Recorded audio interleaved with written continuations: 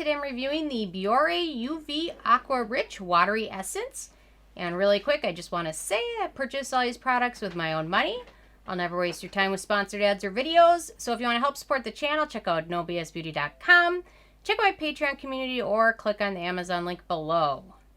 Okay, so this is another one that I've been requested a lot to review and finally getting my chance to review it. So definitely winding down on sunscreen week, which has been almost a month. But anyway, now that I've been having some fun, seasons are changing. I pulled out my laser to help my fine lines. Retesting all the sunscreens. Most of these I tested over the winter. Just retested them a couple more times before I wrote the review. And trying a new retinol, so my skin is not happy. But my skin is very much looking forward to the end of sunscreen week, so I can get back to my normal routine with my favorite sunscreens.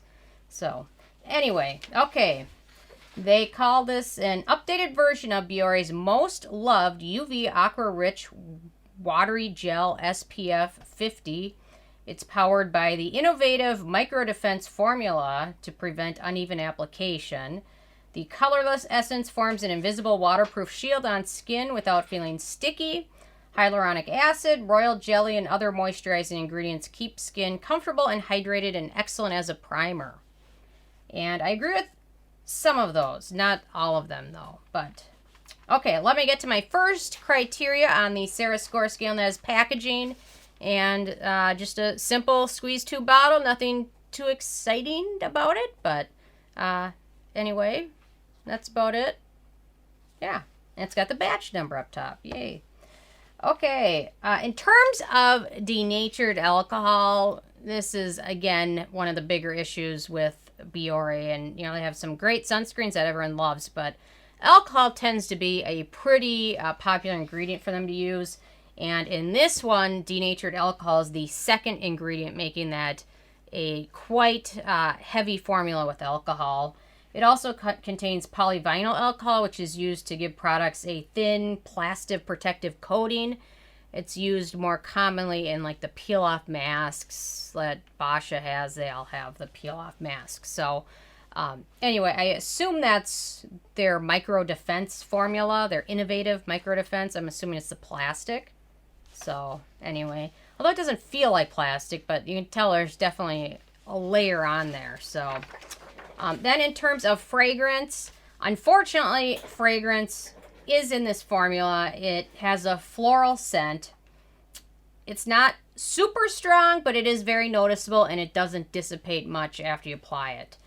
So it's got kind of my two dislikes, fragrance and alcohol, and especially when you combine that with chemical sunscreen filters, the potential for skin to be sensitized just goes up that much more when you add in more and more ingredients, which are potentially sensitizing the way chemical filters can be. So you add in alcohol and more fragrance, and if you have sensitive skin, it can be a bit of an issue. So if you have sensitive skin, keep that one in mind. Okay, the manufacturing location for this one is Japan, so no issues with that. Then we get to the SPF, and this has an SPF 50+, which indicates exceptional protection. Most countries, or a lot of countries nowadays, you can't put anything higher than 50 on the bottles. So sometimes they'll have a plus after the 50. That indicates you're getting 50 or better SPF UVB ray protection, which are the rays that burn you. So you will certainly notice it if you're using a very low SPF. Okay, then we get to the UVA protection factor, and UVA rays. If you watched my old sunscreen reviews, I didn't really touch on that as much, but last summer and winter, I really did a lot of reading and researching up on the UVA rays, and more studies are being done about them, that the UVA rays, even though we don't necessarily see the damage from them because you don't get burned by them, but they are present every single day of the year. Cloudy, rain, whatever, the UVA rays are always out. Skin damage and wrinkles can be really caused by those. So those are something you really need to be aware of. And I really wasn't too aware of them and how much damage they could cause really until I did a lot of reading. And more and more research is being done. So really it's been ignored for so long. And if you live in the US, it's still being ignored. So for this one, it contains a great list of UVA protective ingredients. such as Uvinul A plus and Tinsorb S, and this one has a PA with 4 pluses, which indicates excellent UVA protection. So 4 pluses is the most pluses you can have.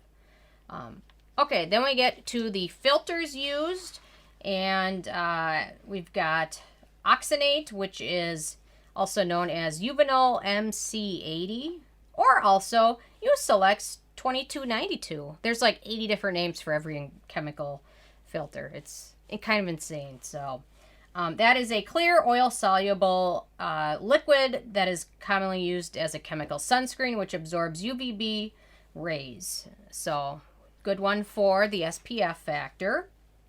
Then we get to the next filter, which is also known as Uvinul T150, and that is a UVA-B ray absorber as well. Then we get to the next one, which is Uvinul A+, which is a UVA ray absorber. And then Tinsorb S, which is a very photostable filter, which absorbs both UVB and UVA rays. So they've done a very nice job combining a good mix of both UVB and UVA ray absorbing ingredients.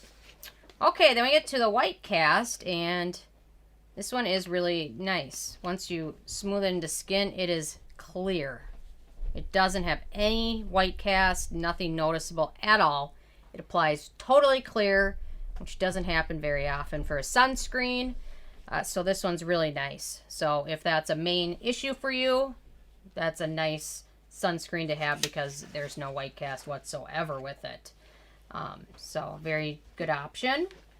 Then we get to texture, and it has a slight gel texture, which actually feels really nice on the skin. It's not thick, and it's not, you don't really have to use a lot of finesse to get to soak in because it really applies really evenly, soaks in nicely, probably due to the denatured alcohol, and it sets pretty quickly to a nice non-sticky natural finish. It's not a shiny finish, but it's not a super matte finish either. It just looks natural, like natural skin does. Some sunscreens can be super matte, like some of the Bioderma options can be super matte. Some of them can be really, really radiant, which some people like. And this one is just neutral natural, so that's very nice. Okay, then we get to ease of use, and it really does a good job if you need to apply it over a serum or a light moisturizer. Works well, it soaks in very quickly, so you got a few seconds to really smooth it in evenly over skin, but it works pretty easily that way. Doesn't cause any pilling, which is nice. It does work well as a primer and a sunscreen, which is nice. Foundation applies super easily over this without any issues or no pilling or anything like that. So very easy to use. Again, probably a lot of that is due to the alcohol content because it sets pretty quickly, and kind of the alcohol helps it dry quick and plays well with other products, and no real issues with any foundation I tried it with. It worked pretty nicely with all of them, so, which doesn't happen all the time for sunscreen. And the fact that you can use it as a primer is great. Most sunscreens, not most, a lot of them, especially the chemical ones, do work well just right under foundation. So then we get to antioxidants and beneficial ingredients, and they've included a lot of slip ingredients in this, a lot of hydrating ingredients, but a lot of slip ones.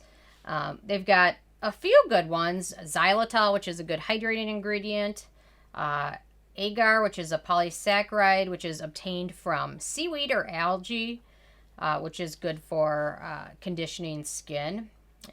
Arginine, great hydrating ingredient, amino acid, also promotes wound healing. Then we got vitamin E, which is a good hydrating ingredient, also antioxidant, and it also helps give additional protection to UVB rays, which is nice, which is why you see it in a lot of sunscreens. Sodium hyaluronate in there, great humectant, water binding agent. Overall, not a super impressive beneficial ingredient list, but they've got some decent ones in there. So it's got more than their brother product, sister product. That one's a little bit less exciting. So I don't know. They really didn't have to include any of that, so they did a good job, I guess, for that one.